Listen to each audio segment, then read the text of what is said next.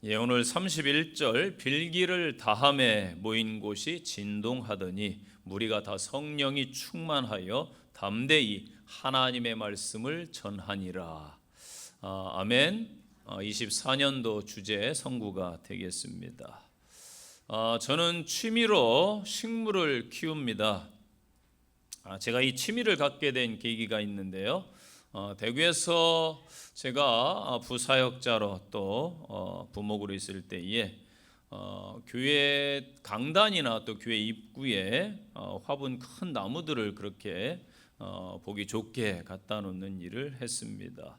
그래서 큰 나무를 구입하러 화원에 자주 갔는데 자주 드나들다 보니까 화원의 사장님과 친해졌습니다. 큰 화분을 살 때마다 아주 작은 귀엽고 예쁜 화분들을 몇 개씩 주시더라고요. 보너스로 준 것이지요. 그래서 그때부터 작은 것을 받아와서 몇 년 키우면은 또 잘 성장하고 좀 재미를 그때부터 좀 느끼게 되었습니다.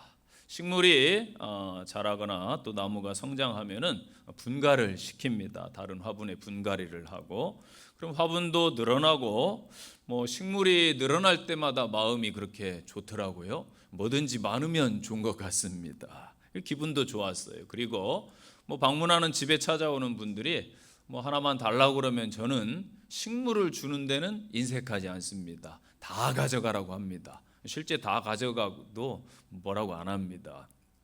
이렇게 또 베푸니까 또 여러 가지로 좋더라고요. 여러분, 모든 생명체는 동일한 원리가 적용됩니다. 태어나고 자라고 번식하고 열매 맺는 원리입니다. 생명을 가지고 있는데 성장하지 아니하고 멈춰 있으면은 문제가 있는 것입니다. 씨가 땅에 떨어지고 뿌리를 내리고 꽃을 피우고 반드시 열매를 맺어 결실을 해야 합니다. 사람도 마찬가지고 여러분이 일하는 일터나 사업장도 마찬가지 아니겠습니까? 잘 성장하고 확장되면은 모두에게 좋습니다. 이 교회는 건물이 아닙니다. 성도들의 모임, 공동체입니다. 그래서 성경 에베소서에서는 교회를 유기체로 표현합니다. 곧 생명이 있다라는 것이지요.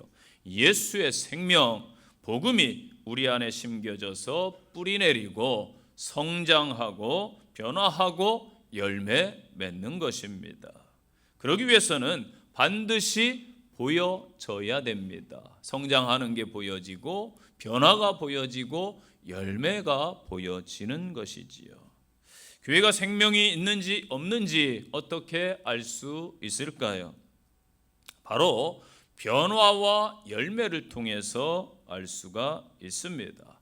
바라기는 귀한 영도고침예교회 공동체가 건강해져서 24년도에 살아있는 교회, 생명력 있는 교회, 열매 맺는 교회, 변화되는 교회가 되기를 간절히 소망합니다.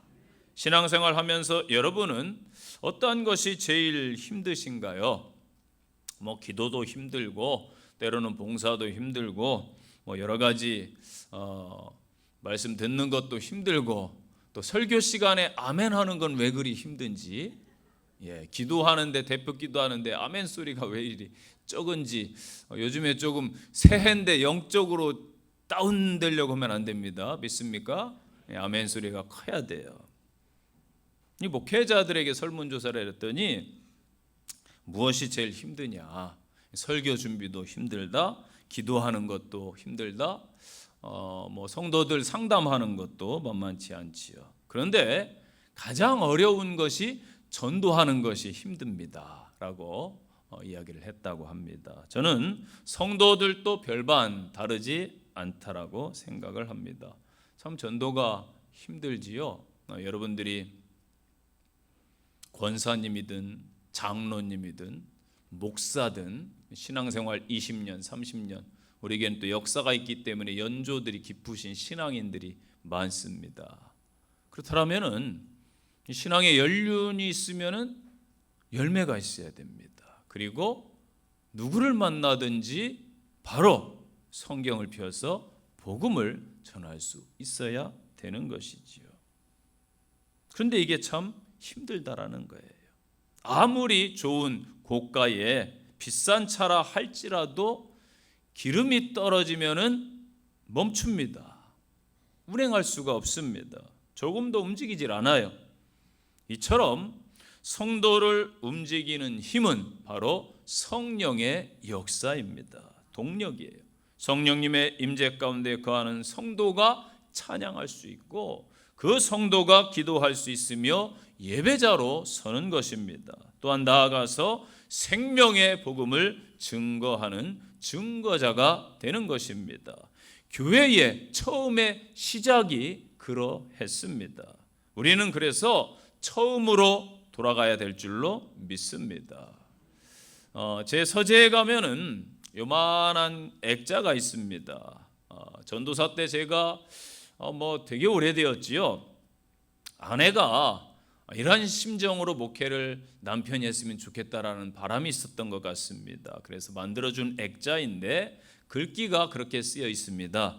늘 처음처럼, 처음처럼 이런 문구가 있습니다.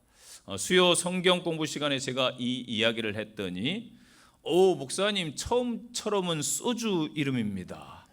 한바탕 웃었어요. 웃는 분들은 조금 수상해. 저는 처음 알았거든요. 수요일날 제가 평소에 소주를 즐겨 마시는 것도 아니고 그래요? 처음처럼이 이름 소주 이름을 너무 잘 지은 것 같더라고요. 그래가지고 한바탕 웃었는데 술을 처음 마실 때처럼 좀 공손하게, 그런데 조금 시간 지나면 술버릇이 왜 그리 못됐는지, 삶도 처음 행할 때처럼 기대하면서 사람을 대할 때도 처음 만났을 때의 그 설레임으로, 신앙도 첫 신앙의 감격과 그 열정으로, 아멘. 이러한 신앙, 오늘 말씀을 통해서 초대교회 성도들의 성령 충만함을 함께 나누면서 은혜의 시간이 되시기를 바랍니다. 오늘 주시는 말씀 첫 번째, 기도로 충만합시다. 아멘. 기도로 충만해야 돼요. 31절 말씀, 빌기를 다함에, 기도했다라는 거예요. 빌기를 다함에 모인 곳이 진동하더니. 아멘. 기도가 끝나자마자 즉각 무슨 일이 생겼습니다. 발생한 거예요. 이 진동하더니에 해당하는 헬라어가 에셀류데라는 단어인데 두 가지 의미를 갖습니다. 첫째는 이 바람에 의해 흔들리는 상태를 말합니다. 마태복음 11장에 보면은 예수님께서 제자들에게 그렇게 물어요. 예수님의 제자들 중에 침례 요한의 제자도 있거든요. 침례 요한이 기적과 능력을 행하고 회개의 침례를 선포하니까 많은 사람들이 요한에게 갔습니다. 궁금했던 것이죠. 그때에 예수님께서 제자들에게 묻습니다. 너희가 어찌하여 갔더냐? 바람에 흔들리는 갈대를 보려고 갔느냐? 이때 쓰인 단어예요. 두 번째는 이 지진이 동반된 진동 상태를 뜻합니다. 사도행전 16장에 보면은 바울과 실라가 빌립보라는 마게도냐 척성에서 복음을 전합니다. 그런데 안타깝게도 점치는 여종을 구해줬는데 소득이 끊긴 주인이 고소를 해서 감옥에서 그냥 매도 맞고 지하 감옥에 갇히는 안타까운 일이 생깁니다. 그러나 바울과 실라는 그 열악한 환경 가운데 매맞았음에도 불구하고 하나님 앞에 찬송을 드려요. 찬송을 부를 때에 그 옥터가 흔들리고 결박이 풀리는, 또 간수장이 그것 때문에 구원받는 놀라운 역사가 일어난 줄로 믿습니다. 이때 진동했다, 이런 표현이 오늘 본문의 표현과 같습니다. 그래서 두 번째 의미로 봄이 타당하다. 모인 곳에 지진이 일어난 것과 같은 흔들림. 또한 구약 성경에서는 주로 하나님의 나타나심, 현현을 묘사할 때 쓰이는 단어입니다. 이사야 6장에 보면은 이사야를 하나님이 부르시는 장면이 있어요. 그래서 처음에 보면은 하나님의 높은 보좌를 이사야가 봅니다. 존귀하신 하나님이 보좌에 계시고 그 주변에 스랍들, 천사들이 모여서 하나님을 경배하고 찬양하는 것이죠. 그때에 진동이 있었어요. 문지방이 막 성전 문지방이 성전에서 하나님을 만나는데 진동하는 역사가 있었고 성전에는 연기가 가득했더라. 하나님의 부르심, 하나님의 나타나심에 대한 하나님이 기도의 응답을 듣고 응답하시는 것을 나타내는 표현입니다. 사도행전 1장 4절에 예수님께서 승천하시면서 부활하신 다음에 제자들에게 주신 약속이 있습니다. 그 약속이 오늘 응답된 것입니다. 사도와 함께 모이사 그들에게 분부하여 이르시되 예루살렘을 떠나지 말고 내게 들은 바 아버지께서 약속하신 것을 기다리라. 아멘. 약속하신 게 뭐냐면은 예수님이 그랬어요. 내가 가면은 보혜사를 성령을 너희에게 보내주겠다. 그 약속입니다. 여러분, 성령께서 임재하셔야 우리는 능력 있는 성도, 행함 있는 성도, 힘있게 전하는 성도가 되는 것입니다. 선행되어야 될 것이 그래서 기도인 거예요. 기도를 해야 성령의 역사가 나타나고 능력이 나타나는 것입니다. 우리가 기도할 때에 하나님의 영이 충만해져서 우리 가운데에 이 공동체에 여러분의 가정에 놀라운 역사가 있을 줄로 믿습니다. 조나단 에즈워드가 그런 말을 했습니다. 기도하지 않고서 어떻게 성도들이 거룩한 삶을 살 수 있겠는가? 기도하지 않고서 어떻게 성령과 동행한다라고 말할 수 있으며 지극히 높으신 하나님의 자녀라고 주장할 수 있는가? 제9시 기도 시간을 지켜 기도했던 베드로와 요한은 성전 미문에서 안진뱅이를 일으키는 기적을 나타냅니다. 기도했기 때문에. 그들은 주님이 십자가를 지시기 전에는 기도의 능력을 몰랐습니다. 겟세마네 동산에서 주님은 사랑하는 제자들 베드로와 요한과 야고보를 데리고 동산에 올라요. 자신의 십자가를 앞두고 사명을 감당하기 위해서는 이들의 중보 기도가 필요하겠구나. 그래서 함께 기도해 주기를 원했는데 그들은 육신의 연약함으로 인해서 그만 쿨쿨 잠에 빠졌습니다. 그런데 이러한 이들이 언제 기도의 사람으로 변화됐을까요? 바로 오순절에 마가의 다락방 성령 강림의 역사 사건입니다. 제자들은 마가의 다락방에 모여서 간절하게 간구했습니다. 그 결과 성령이 그들 안에 거하시고 임재하시니 능력 있는 제자들로 변화된 줄로 믿습니다. 이렇게 기도는 담대함과 거룩함의 동력이 되는 것입니다. 성령의 충만함 가운데 거하게 하는 힘이 되는 것입니다. 다니엘도요, 하루에 3번씩 무릎을 꿇고 고국 예루살렘을 향해서 사람들이 보건 말건 기도가 금해진 칙령이 내렸음에도 불구하고 그는 예루살렘을 향해 기도하기 시작합니다. 그의 기도는 자신이 이룬 그 직책과 생명과 맞바꾼 기도입니다. 발각될 경우에 큰 어려움이 따르고 그가 이룬 타국에서 이룬 모든 것이 다 물거품 무너지는 거예요. 여러분, 만약에 기도하면은 전 재산을 다 몰수한다. 법으로 제정됐어요. 그래도 기도하실 거죠? 아멘. 이쪽이 아멘 크네요. 그래도 기도하실 거죠? 아멘. 다니엘이 그랬단 말이에요. 목숨이 위태로운데도. 왜 그랬을까요? 그가 기도함으로 하나님과의 교제와 관계 속에서 힘과 지혜를 얻었기 때문입니다. 기도하지 않고 유지하는 그의 관직과 삶은 사실상 그에게는 그렇게 의미가 없었던 것이지요. 그는 사자굴에 실제적으로 던져집니다. 그러나 굶주린 사자조차도 기도의 사람을 어찌할 수 없었음을 믿으시기를 바랍니다. 이것이 기도의 능력인 거예요. 성도 여러분, 24년 새 이제 시작합니다. 앞으로 여러분 길에 많은 장애물, 고난이 앞길을 막을 것입니다. 그때 우리는 어떻게 해야 됩니까? 기도하시기 바랍니다.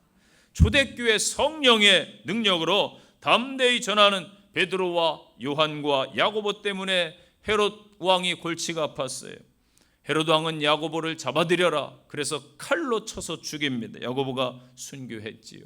의외로 사람들의 반응이 좋아요. 그래서 이번에는 교회의 수장격인 베드로를 잡아와라, 옥에 가둬버렸습니다. 사도행전 12장 말씀에 보면은 이에 베드로는 옥에 갇혔고 교회는 그를 위하여 간절히 하나님께 기도하더라. 아멘. 교회는 베드로 사도를 위해 무릎 꿇어 기도했어요. 베드로를 처형하려는 그 전날 밤에 교회가 간절히 기도할 때에 하나님의 능력으로 옥문이 열리고 베드로가 아무 탈 없이 무사히 빠져나오는 기적이 일어났습니다. 이처럼 여러분이 베드로처럼 옥에 갇히는 일이 생길 때마다 하나님 앞에 기도자로 서시기를 바랍니다. 오늘날 교회에서 목회자를 청빙할 때에 가장 먼저 고려하는 것이 있다고 합니다. 그것은 바로 설교입니다. 저도 자주는 안 들어가요. 총회 게시판에 1년에 몇 번 들어가는데 거기에 보면은 자유 게시판, 또 중보 기도, 또 목회자 청빙합니다. 교회에서 전도사 구합니다. 목사님 구합니다. 이러한 청빙이 있어요. 요즘에는 어떻게 또 목사를 청빙하나 궁금해서 들어가 봅니다. 그러면은 항상 있는 말이 있어요. 설교 몇 편을 동영상으로 제출하시오. 그렇게 되어 있습니다. 당연히 설교의 비중이 높죠. 그래서 첫 번째가 설교 몇 편을 제출하시오. 그러나 여러분, 설교를 잘하는 것과 목회는 많이 다릅니다. 많이 배우고 경험이 쌓이면은 설교를 잘 준비할 수 있습니다. 요즘엔 어떻습니까? 주석 다 CD로 되어 있어요. 책 안 봅니다. 컴퓨터, 설교집, 자료는 얼마든지 많습니다. 심지어 챗봇 AI를 활용하면은 멋진 설교 한 편을 AI가 만들어 줍니다. 실제 영국에서 실험했지요. AI가 만든 설교 5분도 안 걸립니다. 설교를 가지고 목사님이 그대로 설교를 했어요. 그리고 설문조사를 예배 끝난 다음에 했습니다. 은혜 받았습니까? 했더니 무려 60%가 넘는 사람들이 참 은혜가 되었습니다.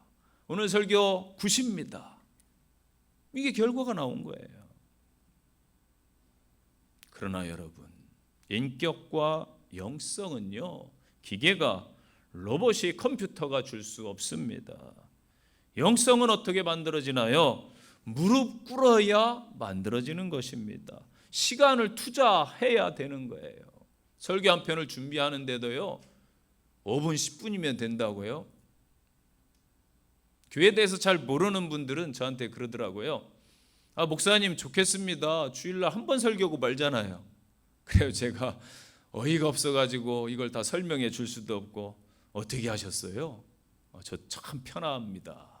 그렇게 이야기를 해줬습니다. 한 번 설교하고 말잖아요 이러더라고요. 한국 교회 목회자만큼 설교 많이 하는 나라가 없습니다. 정말 많이 하지요. 그런데 설교라는 게 대충 금방 되는 것이 아니지요. 본문을 가지고 한 주 동안 계속 묵상해요. 계속 묵상해야 됩니다. 그래서 자다가도 뭔가 생각나면은 요즘은 너무 좋아요. 예전에는 노트에 볼펜 놓고 머리맡에 기록했는데 휴대폰에 기능이 있어서 노트 기능 바로 써놓으면 돼요. 신기하게도 생생하게 뭔가 떠올랐는데 안 적어놓으면 다음날 아무것도 생각 안 납니다. 진짜 생각 안 나요. 그렇게 시간을 투자를 많이 해야 되는 게 어떻게 보면은 설교지요.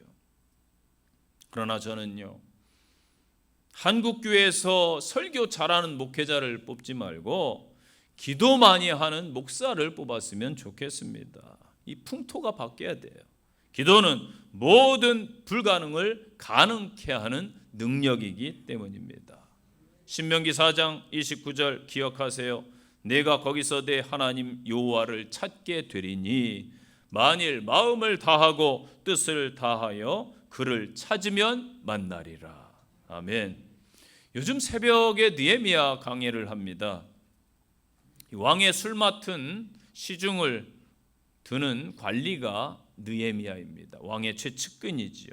타국에서 열심히 노력해서 그 높은 관직에 올랐습니다. 어느 날 이 예루살렘 고국에서 하나니가 찾아왔는데 고국의 상황을 전해줘요. 예루살렘 성벽은 다 불탔고 성문도 다 그을렸고 성벽 무너졌고 사람들 사는 게 말이 아닙니다. 너무나 가슴이 아픈 거예요. 자기 고국이 황폐화되어 있는데 자기는 높은 관직에서 편하게 왕 옆에서 먹고 살고 있으니 참 부담이 되는 거예요. 그래서 그가 기도하기를 시작합니다. 무려 넉 달 동안 꾸준히 기도했습니다. 성경에 보니까 금식하며 기도했다고 그랬어요. 그는 그리고 왕 앞에 나가게 됩니다. 그때에 왕이 느헤미야와 평소에 늘 가까이 있었기 때문에 그의 얼굴을 보니까 수심이 가득가득한 거예요. 여러분, 술 맡은 관원장은 왕 앞에서 수심을 보이면 안 됩니다. 고민을 보이면 안 됩니다. 페르시아 법에 관직을 박탈당하거나 심지어 처형도 당할 수 있었어요.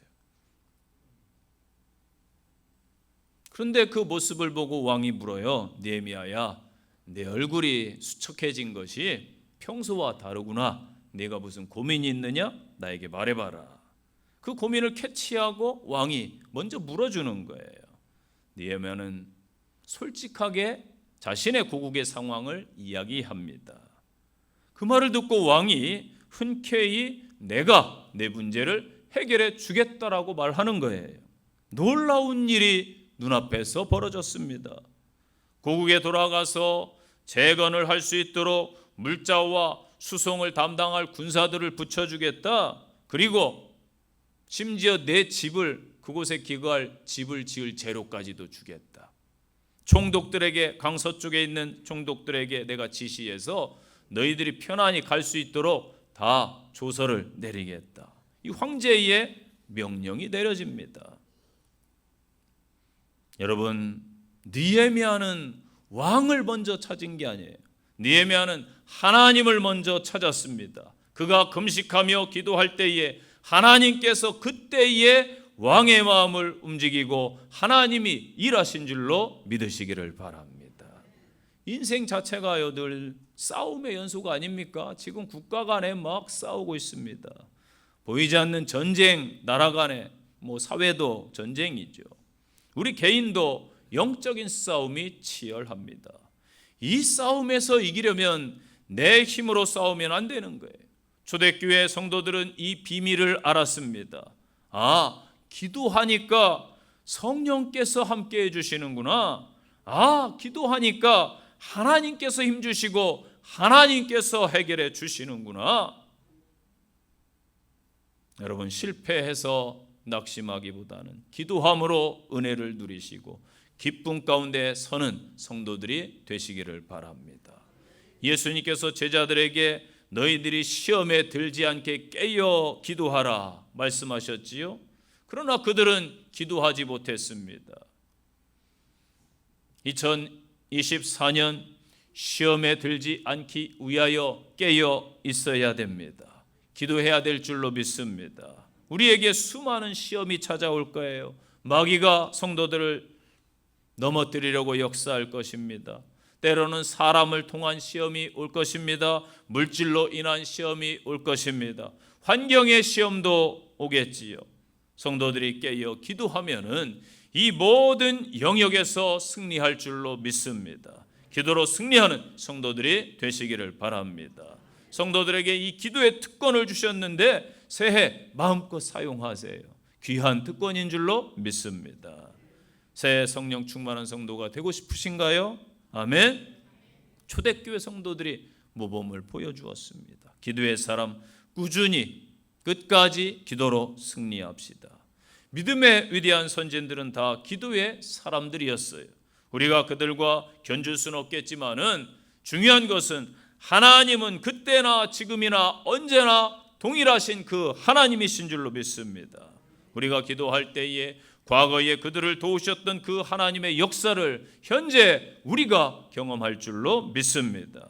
현재 혼탁하고 깊은 어둠의 이 시대에 기도하심으로 성령 충만한 성도, 여러분 주변에 빛을 비추는 귀한 성도들이 되시기를 축복합니다. 두 번째 주시는 말씀, 담대히 하나님의 말씀을 전했다.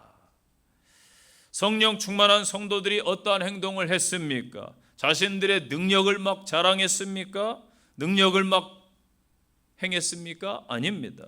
그들은 생명의 복음을 증거했습니다. 기독교의 능력은 여러분 다른 것이 아니에요. 바로 복음입니다. 복음. 이 복음의 능력이 변화를 가져다 줄 것입니다. 다른 분을 기대하거나 다른 분을 받으면 안 돼요. 오직 복음입니다. 우리가 왜 담대하게 하나님의 말씀 즉 복음을 전해야 될까요? 그 이유를 말씀드리겠습니다. 한번 따라서 하실까요? 첫째, 주님의 명령이기 때문입니다. 복음 전파는 주님의 명령이에요. 예수님께서 이 땅에 오신 목적은 하나님이 주신 사명 때문이지요. 그 사명은 인류의 죄를 감당하기 위해서 십자가를 지시고 십자가에서 희생제물로 죽으시는 거예요. 그래야 이 땅의 생명들이 영원한 삶을 얻을 수 있기 때문입니다. 그래서 주님은 이 땅에 전도하러 오신 거예요. 예수님께서 기적을 행하시고 연약한 자들을 돌보신 이유도 단 한 가지 이유 때문입니다. 그 영혼들을 구원하시기 위함입니다. 예수님께서 감람산에서 마지막으로 승천하시면서 부활하신 후에 제자들에게 당부하셨어요. 우리들에게도 당부하셨습니다. 명령을 하셨습니다. 그게 뭐예요? 마태복음 28장 19, 20절 그러므로 너희는 가서 모든 민족을 제자로 삼아 아버지와 아들과 성령의 이름으로 침례를 베풀고 내가 너희에게 분부한 모든 것을 가르쳐 지키게 하라. 볼지어다 내가 세상 끝날까지 너희와 항상 함께 있으리라 하시니라. 아멘. 사도행전 1장 8절 오직 성령이 너희에게 임하시면 너희가 권능을 받고 예루살렘과 온 유대와 사마리아와 땅 끝까지 이르러 내 증인이 되리라 하시니라. 아멘. 부활하신 예수님께서 신약 성경에 11번 나타난 기록이 있어요. 그런데 이 중 8번이 명령형으로 되어 있습니다. 부탁하신 거예요. 그 부탁하신 것 중에 5번이 가서 복음을 전하라. 아멘. 두 번째, 왜 복음을 전해야 되는가? 따라서 하십시오. 우리가 빚진 자이기 때문입니다. 아멘. 우리가 주 예수 그리스도와 십자가의 보혈의 공로를 인해 구원을 받았습니다. 구원받기 전에 우리는 죄와 허물로 죽었던 자들이라고 에베소서에서 말씀을 주고 있어요. 그런데 디도 3장 5절 말씀처럼 긍휼에 풍성하신 하나님께서 이러한 우리를 불쌍히 여기셔서 독생자 예수 그리스도를 화목제물로 이 땅에 보내심으로 구원의 길을 열어 놓으셨습니다. 우리가 하나님의 자녀가 된 것은 우리의 공로가 아니에요. 우리의 의로움이 아니라는 것입니다. 오직 하나님께서 베풀어 주신 은혜인 줄로 믿습니다. 받은 바 그렇기 때문에 은혜의 빛을 갚아야 될 의무가 우리에게 주어진 것이지요. 요한일서 4장 9절 하나님의 사랑이 우리에게 이렇게 나타난 바 되었으니 하나님이 자기의 독생자를 세상에 보내심은 저로 말미암아 우리를 살리려 하심이라. 아멘. 에베소 2장 8절 너희가 그 은혜에 의하여 믿음으로 말미암아 구원을 받았으니 이것은 너희에게서 난 것이 아니요 하나님의 선물이라. 아멘. 여러분 빚진 경험이 있으신가요? 다 있잖아요. 친구들한테 초등학교 때나 뭐 돈 한 번도 꾼 적 없어요? 다 있지요.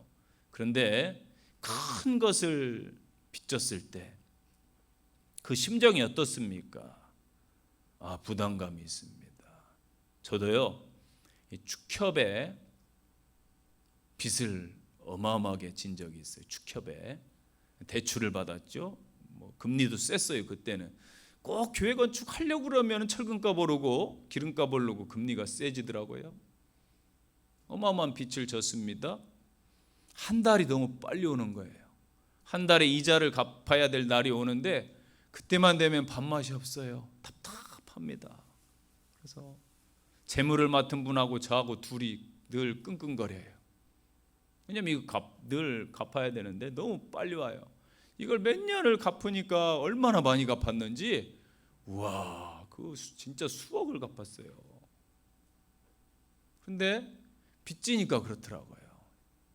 감사하죠. 그나마 또 안 빌려줬으면은. 그래서 제가 그때 깨달은 게 있어요. 이 빚지는 것도 능력이구나. 아무나 여러분 돈 빌려줍니까? 서류가 진짜 여기서부터 여기까지예요. 준비할 서류가. 대출 받는데 서류가 진짜 많아요. 교인수 적으면 안 빌려줍니다. 교회 예산 없으면 안 빌려줍니다. 역사가 얼마 안 되면 안 빌려줍니다. 저는 조건에 하나도 안 맞아. 아무것도 없어요. 가진 건 믿음 하나 있었어요. 그런데요, 대출을 해주더라고요. 다른 금융권 은행은 다 거절당했어요. 이 금융권도 다 거절당했어요. 왜? 가진 게 없으니까. 저는 가진 게 많다라고 생각했는데 세상의 기준과는 조금 다르더란 말이죠. 그래서 그 빚진 자의 부담감을 제가 알아요.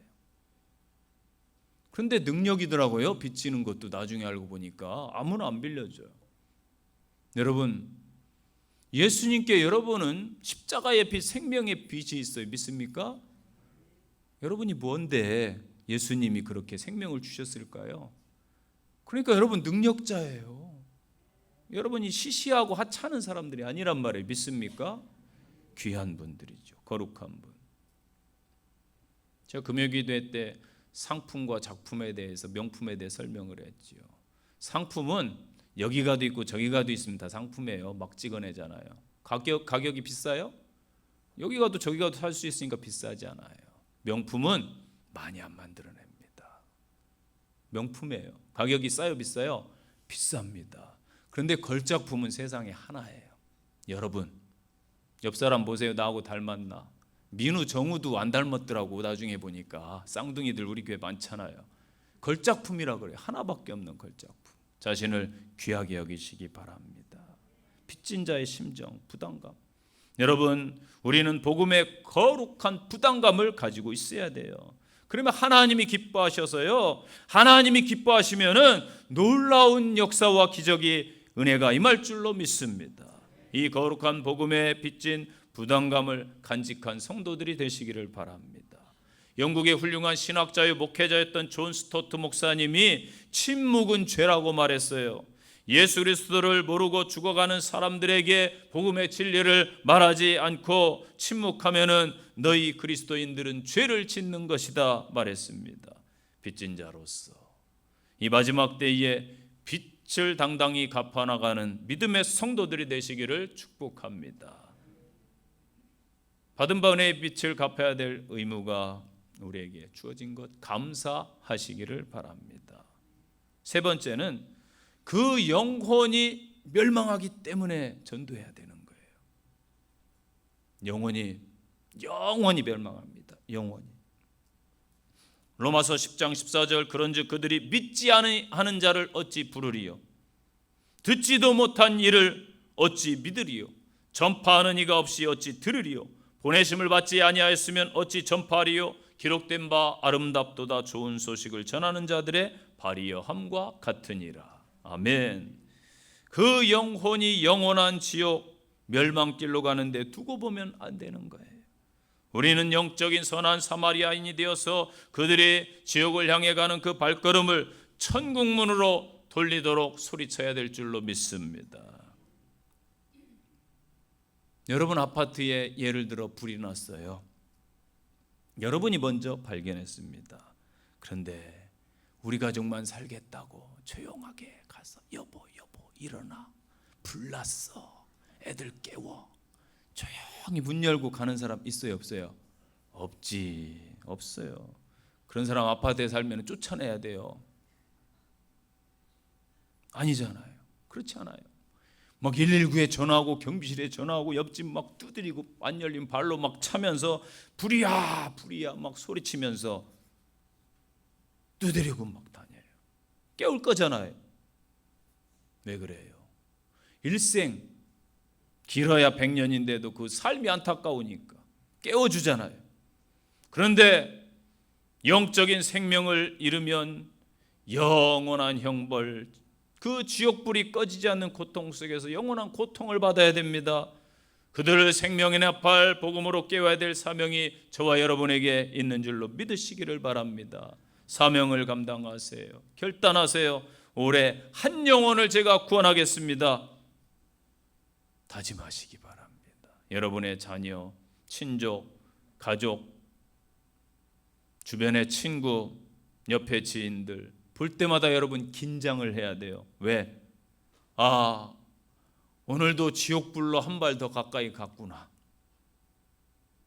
하나님, 지옥불을 향해 가는 저 영혼들을 구원해 주세요. 저에게 담대함을 주셔서 성령의 능력으로 그들의 그 죽음을 향해 가는 그 발걸음을 멈춰 세울 수 있도록 담대함을 주시옵소서. 저들에게 복음을 전할 수 있는 기회와 능력을 저에게 주세요.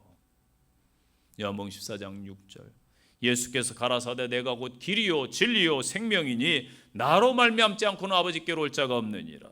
사도행전 4장 12절, 다른 이로써 구원을 얻을 수 없나니 천하 인간의 구원을 얻을 만한 다른 이름을 우리에게 주신 일이 없음이니라 하였더라. 아멘. 여러분 운전하시죠? 교회 오실 때 운전하고 오셨을 거예요. 운전하다 보면은 종종 저도 만나는 상황이 있어요. 뒤에서 앰뷸런스가 막 빠른 속도로 소리가 막 점점 들려요. 처음에는 잘못 들었나 하는데 나중에는 어떤 소리가 들려요? 앰뷸런스는 삐뽀 삐뽀 막 안 들어본 것처럼 그런 표정 하지 마세요. 네, 들리죠? 삐뽀 삐뽀 막 커집니다. 그럼 여러분 어떻게 해요? 바로 비켜주죠. 모든 차들이 대부분 길을 터줘요. 왜 그럴까요? 위급한 환자가 타고 있기 때문이에요. 생명이 걸려 있으니까. 우리 주변에 경보음을 울릴 수 있는 차들이 있어요. 이 병원차, 그 다음에 소방차, 그리고 경찰차가 있어요.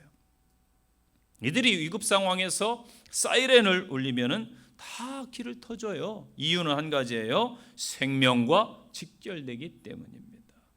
이제는 교회와 성도들이 이 어두워져가는 흑암의 세상에 경보음을 울려야 됩니다. 영원한 생명을 책임지기 때문이지요. 이 땅의 영원한 생명을 책임지는 곳은요, 국가도 아니에요. 경찰도 할 수 없어요. 병원도 소방서도 아닙니다. 오직 교회, 오직 예수뿐입니다. 저와 여러분이 막중한 사명을 가지고 있습니다. 이 사명을 잘 수행하시기를 바랍니다. 한 영혼의 중요성이 여기에 있습니다. 인간이 이 세상을 살다가 누구나 다 죽게 되는데 그 죽음 이후에 영원한 생명을 얻는 길은 오직 예수 그리스도밖에 없기 때문입니다. 아멘. 결론의 말씀입니다. 현재 우리가 살고 있는 이 시대는 어떠한 시대입니까? 악이, 육이, 지식이 최고조에 달한 육이 충만한 시대다. 저는 그렇게 정의합니다. 사람들 보세요. 무엇을 먹을까? 무엇을 입을까? 무엇을 할까? 사람들의 생각이 다 여기에 집중되어 있습니다.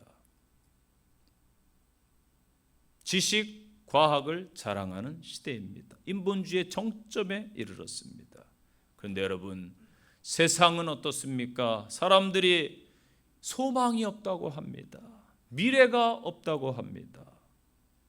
인간성 상실의 시대라고 합니다. 바른 가치관이 없습니다. 많은 것을 가졌고 많은 것을 배웠고 많이 누리고 있는데도 사람들은 공허하다고 합니다. 고독한 사람들이 늘어나고 있습니다. 왜 그럴까요? 영적인 빈곤 상태에 이르렀기 때문입니다. 창조주 하나님이 필요 없다고 하기 때문입니다. 다시 이 혼돈과 상실의 땅에 복음이 전해져야 됩니다. 오직 예수님만이 이 땅의 소망입니다. 새해 24년 성령 충만함으로 저와 여러분이 담대히 복음을 전하는 사명자가 되시기를 간절히 축원드립니다. 아멘. 적용의 말씀입니다. 첫째, 나를 한번 점검해 보십시오. 나는 기도를 얼마나 하는 사람입니까? 문제가 있을 때에 하나님을 먼저 찾습니까? 사람을 찾습니까? 하루에 얼마를 기도 시간으로 할애하고 있는지 내 삶과 한번 비교해서 살펴보시기를 바랍니다. 두 번째, 복음에 대한 확신이 있으십니까? 아멘. 여러분들은 누구를 만나도 듣든지 아니 듣든지 성경책을 딱 펴서 바로 복음을 전할 수 있어야 됩니다. 직분을 가졌는데 목사요, 장로요, 권사요, 집사인 여러분이, 성도인 여러분이 20년 믿었다, 30년 믿었다 하는데 복음 앞에서 떨고 복음을 전하지 못한다라면 잘못된 거예요. 복음에 대한 확신을 다시 회복하시기를 바랍니다. 세 번째 적용입니다. 그 지옥을 향해 갈 영혼들 여러분 불쌍히 보고 계십니까? 내가 복음을 전해야 될 그 사람들의 명단을 작성하십시오. 오늘 가서 꼭 작성하세요. 네, 우리 목자들은 목장 모임 때 또 확인해 주세요. 작성해서 하나님 앞에 먼저 선행될 게 뭐라고 그랬죠? 기도하면 됩니다. 먼저 기도하세요. 저도요 12월 24일 전도 축제 때 3명을 기도 명단 작성하고 진짜 오래 기도했어요. 네, 관계 전도하기 위해서 열심히 기도했어요. 하루도 안 빼고 기도했어요. 3명의 이름을 적어놓고 새벽에도 기도하고 자기 전에도 기도하고. 어려워요. 전도가. 3명을 초청했는데 1명이 왔습니다. 그날만 오고 안 와요. 이제 또. 한 분은 과일가게 사장님은 바쁘시다고 과일을 갖다 주고 교회에 가셨어요. 죄송하다고 자기가 참여를 못하겠다. 그래서 발걸음까지 왔으니까 얼마나 감사해요. 그죠? 교회에 발을 디뎠단 말이에요. 그래서 이제 기도해요. 하나님 성전까지 들어오게 해 주시옵소서. 그렇게 기도해요. 그리고 또 만나야 되죠. 그 이후에도요. 엊그저께도 갔었고 부지런히 갑니다. 제 얼굴이 좋아졌죠. 과일 먹어서 그래요. 부지런히 가는 거예요. 여러분도 마찬가지예요. 그 이름을 작성 꼭 하세요. 그래서 하나님 앞에 올려드리세요. 명단을 적고 하나님 이 영혼 구원해 주세요. 이 영혼 여러분 자녀든 친족이든 친구든 주변인이든 꼭 기도하셔서 하나님 앞에 영광 돌리시기를 바랍니다. 기도하겠습니다. 하나님 아버지 귀한 사명을 저희들에게 주신 것 감사합니다. 하나님의 이 땅의 걸작품들이 여기 있는 성도들입니다. 주신 사명 잘 감당하여 하나님을 기쁘시게 하는 24년 한 해가 되게 하옵시고 성령의 충만한 능력을 부어 주시옵소서. 그래야 저들의 아픈 문제 모든 것들이 해결받게 하시고 영육 강건케 하시며 하나님께 영광 올려드리게 하옵소서. 주 예수님 이름으로 기도합니다. 아멘.